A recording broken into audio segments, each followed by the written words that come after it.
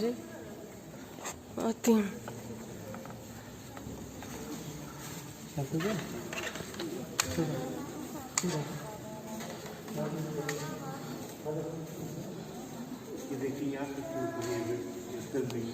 यहाँ से ये भी पढ़िए, देखिएगा, फोटोग्राफ करिए।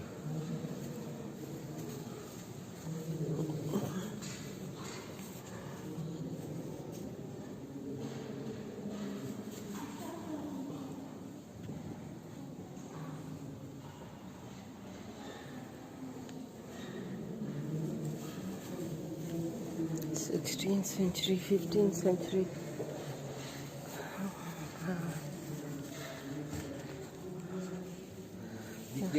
Osmani. क्या? Holy Cross, Ottoman Empire, Osman.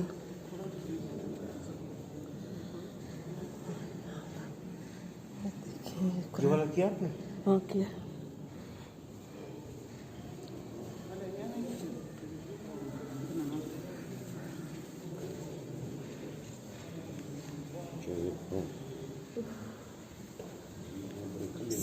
तेरह सौ 14 में 9th century यानी कि इस्लाम Korean written on glass with Kofi calligraphy. Yes, Quraniya.